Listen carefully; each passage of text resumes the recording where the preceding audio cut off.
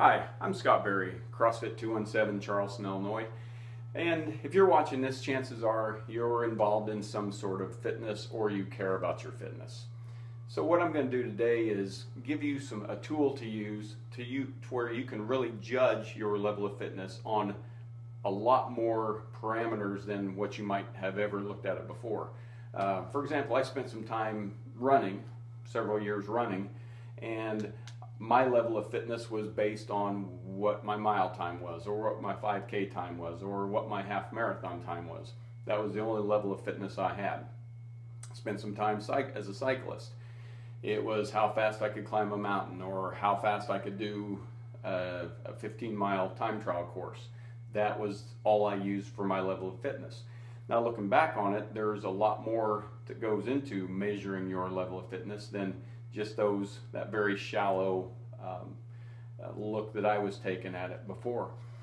And what CrossFit defines this as is the sickness, wellness, fitness continuum. And it looks something like this if you draw it out. We're going to put sickness here.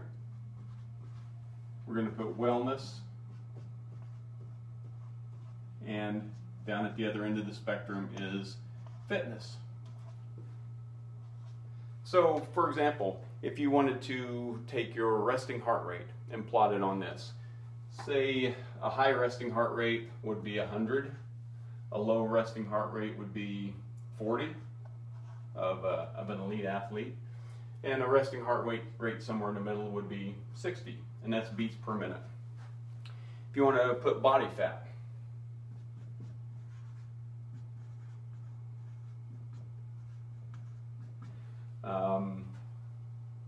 a high-level athlete would be less than 10%. Someone that would be pretty middle of the road and not in a bad place would be 20 to 35%. And then over here in this column, say greater than 40%. Take your blood pressure.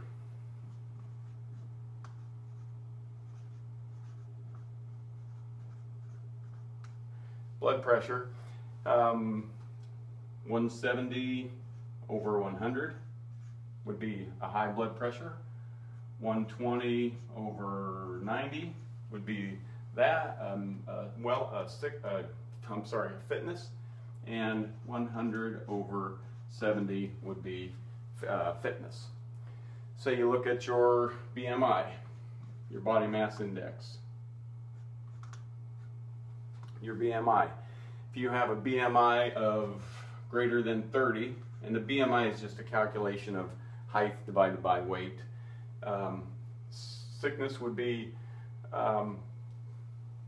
greater than 30.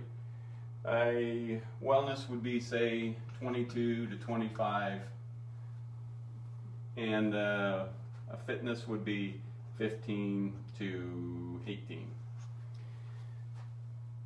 We can look at things like triglycerides.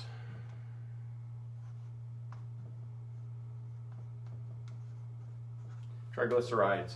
If your triglycerides are greater than 200, say 150 to 170, and on this end would be less than 150. We could go ahead and do things like your LDL, your HDL, lean muscle mass,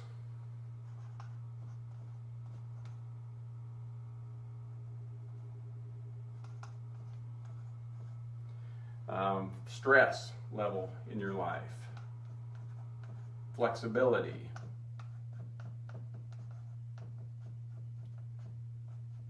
so if you plot all of your numbers on this, say using your heart rate, say your resting heart rate is 90, we'll plot you here. Your body fat is 35, we'll plot you here. Blood pressure is 160 over 100, you would go there. And just keep right on doing that. Now this isn't to say that you're physically sick or you're physically ill, but what this is you could say this is, all these things are things that someday could cause a catastrophic health problem, heart attack, I mean, people walk around with all these things in this all the time. They may look normal, they may feel normal, they may not have a care in the world, but then all of a sudden out of the blue they have a stroke, they have a heart attack, they just fall over dead. Well, those are things that will creep up on you and get you. So whatever your fitness regimen is, you want to start moving all your points of data up toward the wellness and then on toward the fitness. Say you take an elite athlete. His points of data would all be here. This same elite athlete, say goes abroad and gets a really serious case of an intestinal flu that knocks his feet clear out from under him for a month, hospitalized sick. Well, at the end of that month, his points may have moved up to here, but he's still in pretty good shape.